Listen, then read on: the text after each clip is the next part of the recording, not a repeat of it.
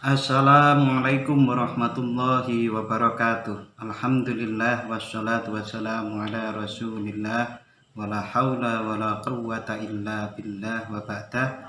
Saudara-saudari, pada video kali ini saya akan membahas tentang imam baca basmalah keras atau pelan, itu kesepahamannya seperti apa. Karena video ini bertujuan untuk membangun kesepahaman sehingga antara satu dengan yang lain bisa saling menghargai dan rukun antara satu dengan yang lain, tidak saling menghina, mengejek ataupun sampai menyalah-nyalahkan. Oke. Jadi inti perbedaan masalah imam itu membaca keras pada sholat jahar, nah itu sholat maghrib, isya dan subuh itu kok ada imam yang membaca keras, ada yang tidak. Itu sebetulnya bagaimana? Perbedaan ini pada intinya ini terjadi di sekitar kita ya, terutama di Berbah ini. Ada yang membaca basmalahnya itu dibaca dengan keras, ada yang dengan pelan, atau mungkin juga bahkan tidak membaca basmalah pada saat mengimami atau sholat itu. Nah, ini bertumpu pada perbedaan hasil ijtihad para imam-imam madhab yang terkenal, yaitu ada madhab Maliki, madhab Hanafi, madhab Syafi'i, dan madhab Hambali.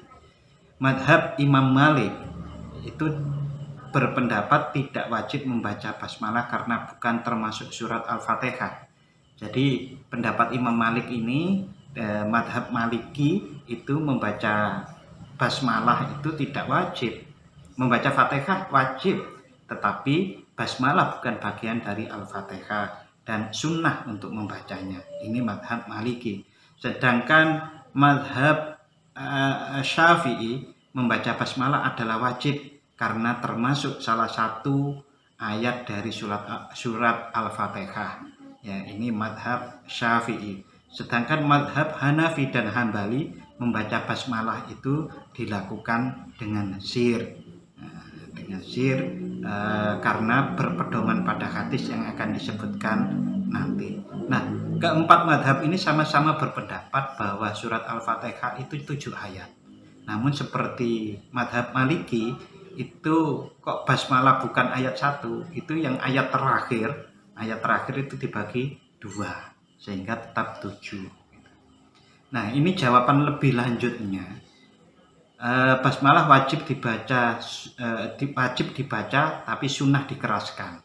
Ini pendapatnya madhab Syafi'i, berpendapat basmalah adalah ayat 1 dari surat Al-Fatihah dengan dasar Rasulullah Shallallahu Alaihi Wasallam bersabda, ini artinya apabila kalian membaca Alhamdulillah surat Al-Fatihah maka bacalah Bismillahirrahmanirrahim.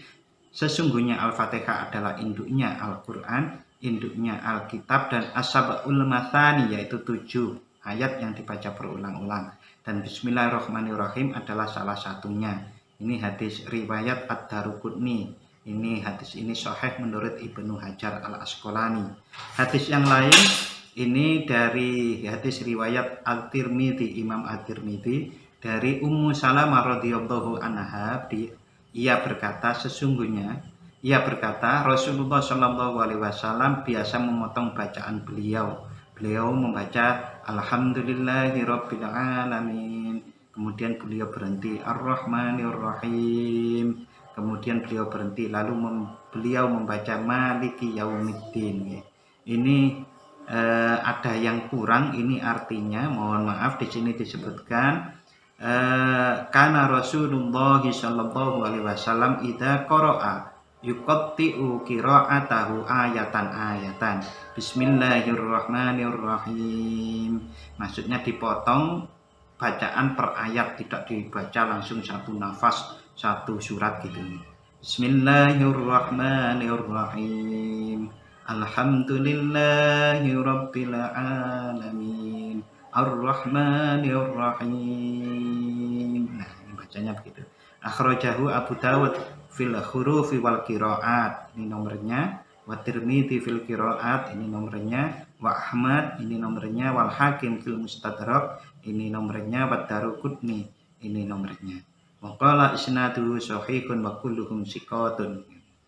Ini maksudnya para imam-imam hadis ini berpandangan bahwa isnad hadis ini adalah sahih dan sanad-sanadnya sikoh.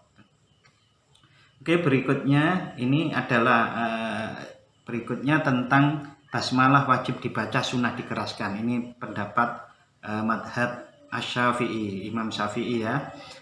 Ini hadisnya artinya dari Nu'aim al-Mujmir, dia berkata, aku pernah sholat di belakang Abu Hurairah, kemudian dia membaca Bismillahirrahmanirrahim, lalu membaca surat Al-Fatihah hingga tatkala telah sampai pada ghairil maghdubi alaihim waladdallin, dia mengucapkan amin. Orang-orang pun lalu mengucapkan amin pula. Abu Hurairah juga mengucapkan Allahu Akbar setiap hendak sujud dan bangun dari duduk tahiyat pertama. Setelah selesai salam, dia berkata, demi jiwaku yang berada di tangannya, aku adalah orang yang paling menyerupai Rasulullah Shallallahu Alaihi Wasallam dalam sholat. Ini bisa dipahami karena sahabat Abu Hurairah radhiyallahu an itu adalah seorang sahabat yang tidurnya di Masjid Nabawi, ya, di jerambahnya gitu. Disebut Ashabus Suffah. Oke, saudara-saudari, berikutnya ini dari sahabat Ali bin Abi Thalib karramallahu wajhah radhiyallahu an, ia mengatakan Nabi Muhammad sallallahu alaihi wasallam membaca Bismillahirrahmanirrahim di dalam sholatnya. Ini hadis riwayat Ad-Daruqutni. Terus lalu kemudian ini di kitab Musnad Syafi'i, ini nomor 114 hadisnya, bahwasannya Abu Hurairah radhiyallahu an membuka sholat dengan Bismillahirrahmanirrahim. Oleh karenanya madhab Syafi'i itu basmalah wajib dibaca karena termasuk salah satu ayat dari surat Al-Fatihah, yaitu ayat pertama, dan mengeraskannya sunnah bagi imam. Oke, berikutnya jawaban lebih lanjut bahwa basmalah wajib dibaca, sunnah dikeraskan. Ini adalah salah satu hal yang kita pertimbangkan, yang dipertimbangkan oleh madhab Syafi'i. Kitab Al-Quran secara tersurat menulis basmalah sebagai ayat 1 dari surat Al-Quran, sebagaimana Al-Quran yang kita baca saat ini gitu. Oleh karenanya, dan Al-Quran yang tersurat itu adalah mutawatir sebagai dalil yang tersoheh dari bahwa surat Bismillah itu adalah ayat pertama dari surat Al-Fatihah. Oleh karenanya wajib dibaca dan sunnah untuk dikeraskan. Nah, berikutnya ini pendapat yang menurut Imam Ahmad, basmalah sunnah dibaca dan dibaca pelan. Oh, ini Imam Malik ya. Pendapatnya madhab Maliki tadi itu berpedoman pada hadis ini, yaitu hadis qudsi dari sahabat Hurairah. Ini adalah hadis yang terkenal yang bahwasanya surat Al-Fatihah itu dibagi menjadi 3 bagian. Ini hadisnya artinya Allah Subhanahu wa taala berfirman, aku membagi sholat, maksudnya surat Al-Fatihah, menjadi 2 bagian, yaitu antara diriku dan hambaku 2 bagian, dan bagi hambaku apa yang ia minta. Jika hamba mengucapkan Alhamdulillahirrabbilalamin, segala puji hanya milik Allah, Allah Ta'ala berfirman, hambaku telah memujiku. Ketika hamba tersebut mengucapkan Ar-Rahmanir-Rahim, yang maha pengasih lagi maha penyayang, Allah berfirman, hambaku telah menyanjungku. Ketika hamba tersebut mengucapkan Maliki Yaumiddin, yang menguasai hari pembalasan, Allah berfirman, hambaku telah mengagungkanku.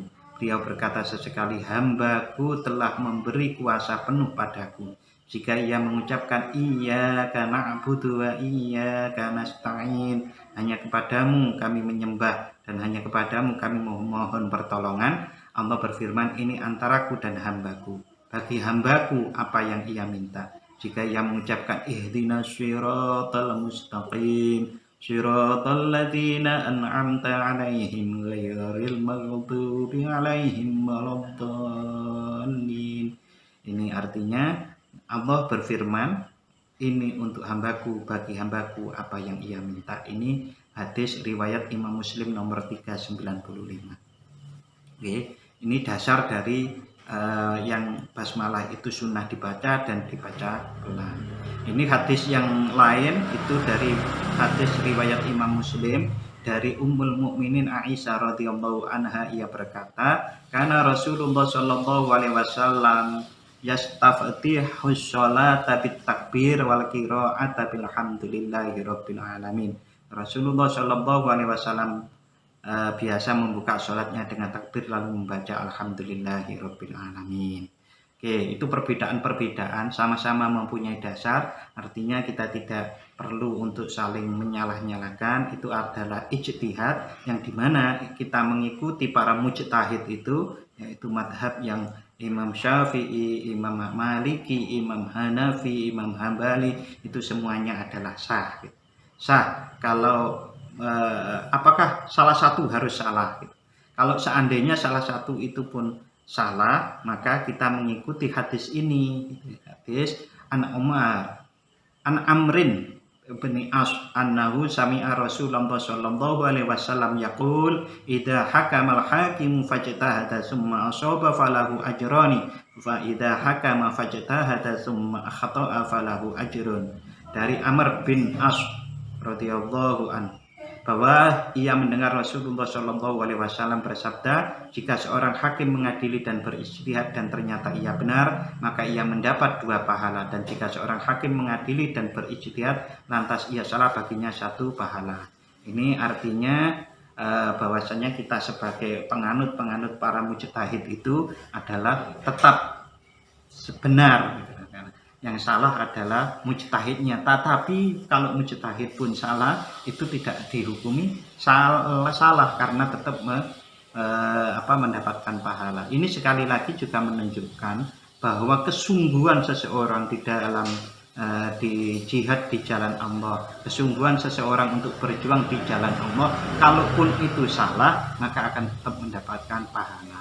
Yang penting adalah kesungguhannya dan keikhlasannya, niat lillahi ta'ala. Lalu bagaimana kalau bermakmum dengan imam yang berbeda? Ya sholatnya sah, baik imam maupun makmumnya.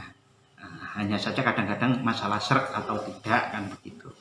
Oke, saudara-saudari, terima kasih atas kesabarannya untuk mengikuti video ini. Mudah-mudahan bermanfaat dan barokah bagi kehidupan kita di dunia dan di akhirat nanti. Amin ya rabbal alamin. Sekali lagi, video ini adalah untuk membangun kesepahaman agar kita tidak saling menyalahkan, tidak saling mengejek, menghina antara satu dengan yang lainnya. Terima kasih. Assalamualaikum warahmatullahi wabarakatuh.